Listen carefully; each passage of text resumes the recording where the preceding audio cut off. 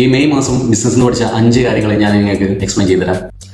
Business is A emotional roller coaster. അതെന്താണെന്ന് വെച്ചാൽ നമുക്ക് രാവിലെ നല്ല സന്തോഷമാണെങ്കിൽ ഉച്ചയ്ക്ക് ചിലപ്പോൾ സങ്കടമായിരിക്കും, വൈകിട്ട് വീണ്ടും സന്തോഷമായിരിക്കും, ചിലപ്പോൾ പിറ്റേന്ന് രാവിലെ വീണ്ടും പ്രശ്നങ്ങൾ വരും, പിറ്റേന്ന് വൈകിട്ട് സോളോ ഒക്കെ ഉണ്ടാവും. പക്ഷേ നോ മാറ്റർ ദ ഇമോഷൻ, എന്തൊക്കെ ഇമോഷൻ വന്നാലും നമ്മൾ നമ്മുടെ ആക്ഷൻ മുന്നോട്ട് കൊണ്ടുപോയേ മതിയാവുള്ളൂ. അതായത് നമുക്ക് എന്ത് സാഡാണെങ്കിലും സാഡായിട്ട് ചെയ്യുക, ഹാപ്പി ആണെങ്കിൽ ഹാപ്പി ആയിട്ട് ചെയ്യുക, കാര്യങ്ങൾ ചെയ്യുക. അപ്പോൾ അതാണ് ബിസിനസ്സിലെ ആദ്യത്തെ പോയിന്റ് ഞാൻ മനസ്സിലാക്കിയത് ഈ ഒരു മാസം. രണ്ടാമത്തെ കാര്യം എന്ന് പറഞ്ഞാൽ നിങ്ങളുടെ കസ്റ്റമർ സെഗ്മെന്റിലേക്ക് നിങ്ങൾ ഇറങ്ങുക.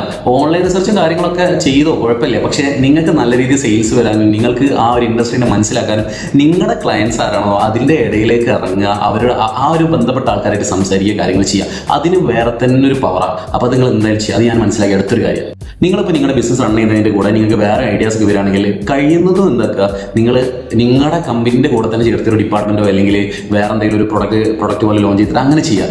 അല്ലാതെ ഞാൻ ഇപ്പോൾ ചെയ്തൊരു മിസ്റ്റേക്ക് ഉണ്ട്, ഞാൻ 3 കമ്പനിയൊക്കെ ആയിട്ട് അല്ലെങ്കിൽ വേറെ കമ്പനിക്ക് സ്പ്ലിറ്റ് ആയിട്ട് ചെയ്ത് അത് കുറേ ഫോർമാലിറ്റീസ്, പിന്നെ അതുപോലെ നമ്മുടെ ടൈം കൺസ്യൂമിങ് കാര്യങ്ങളൊക്കെ പ്രശ്നത്തിൽ വരും. നമ്മളതുപോലെ ലോജിസ്റ്റിക്സിലും എല്ലാത്തിലും വ്യത്യാസം വരും. അപ്പോൾ ആ കാര്യങ്ങൾ ശ്രദ്ധിക്കുക. അതായത് നമ്മൾ മൾട്ടിപ്പിൾ കമ്പനീസ് ഒന്നും ഫസ്റ്റേ കയറി ഡെവലപ്പ് ചെയ്യരുത്. എന്ത് ചെയ്യുക, നമ്മൾ ആദ്യം എന്ത് ചെയ്യുക, ഒരു കമ്പനി നല്ല ബേസ് സോളിഡ് ആക്കുക, എന്നിട്ട് പതുക്കെ അത് ഓട്ടോമേറ്റായി റൺ ചെയ്ത് തുടങ്ങി കഴിഞ്ഞാൽ മാത്രം അടുത്തതിൽ ഫോക്കസ് ചെയ്യുക. ഒരുമിച്ച് പല കാര്യത്തിൽ ഫോക്കസ് ചെയ്ത്, കാരണം ഐഡിയാസ് നമുക്ക് ആയിരക്കണക്കിന് വരും. അപ്പോൾ അത് ഞാൻ അടുത്ത പഠിച്ചൊരു കാര്യമാണ്. പിന്നെ നമുക്ക് പറഞ്ഞുതരാം ഈ ഒരു സോഷ്യൽ മീഡിയ പ്ലാറ്റ്ഫോം അല്ലെങ്കിൽ കണ്ടന്റ് ക്രിയേഷൻ, ഈ ഒരു സംഭവത്തിൻ്റെ ഒരു പവർ.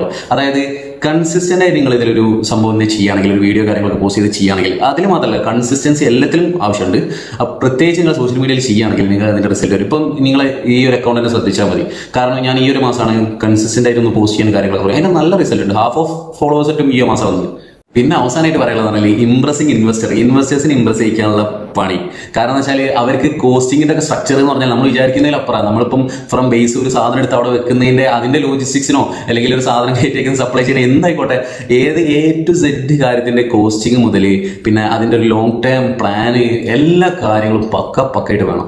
അതായത് നിങ്ങൾ വിചാരിക്കുന്നതിലപ്പുറം, ഇപ്പം ഞാൻ വിചാരിച്ചതിലപ്പുറം, അതായത് ഞാൻ ഇത്രയൊന്നും വിചാരിച്ചില്ലായിരുന്നു ഇൻവെസ്റ്റേഴ്സ് ആയിക്കോട്ടെ, ആക്സലറേറ്റേഴ്സ് ആയിക്കോട്ടെ, ഇവർ ഇംപ്രസ് ചെയ്യിക്കാൻ. അപ്പോൾ എന്താ ഈ ഒരു ടഫ്നെസ്സും നിങ്ങൾ എന്ത് ചെയ്യുക, അതുകൊണ്ട് ഈ ഫൈനാൻസ് ആയാലും എല്ലാ കാര്യങ്ങളായാലും SOP ഒക്കെ ക്രിയേറ്റ് ചെയ്തതിന് വെക്കുക. അതായത് ഒക്കെ ഡോക്യുമെന്റ് ചെയ്ത് വെക്കുക. ഡെവലപ്സ് ഇൻ ദ ഡീറ്റെയിൽസ് എന്നുള്ളൊരു കാര്യം ഞാൻ ഏറ്റവും കൂടുതൽ കേട്ടത്. അതായത് എന്താന്ന് പറയുന്നത് വെച്ചാൽ നമ്മൾ എല്ലാം ഡീറ്റെയിൽ ആയി ഡോക്യുമെന്റ് ചെയ്ത് നമുക്ക് കണ്ടുപിടിക്കാൻ പറ്റും നമ്മൾ എവിടെ മിസ്റ്റേക്ക് ചെയ്യുന്നത്, എല്ലാം എഴുതി വെക്കുക. നമ്മൾ പണ്ട് പറയില്ല, ഈ ഒരു സങ്കടമൊക്കെ വരുമ്പോൾ നമ്മൾ എഴുതി വെച്ച് കഴിഞ്ഞാൽ അതിന്റെ സൊല്യൂഷൻ വരുന്നു. ഹാഫ് ഓഫ് ദ പ്രോബ്ലം ഈ സോൾവ് എന്ന് പറഞ്ഞാൽ നിങ്ങൾ ബിസിനസ് എല്ലാ കാര്യം ഡോക്യുമെന്റ് ചെയ്യട്ടോ. അതൊരു എക്സ്ട്രാ പോയിന്റാണ്. അത് നിങ്ങൾ എന്തായാലും എടുത്തു വെക്കുക.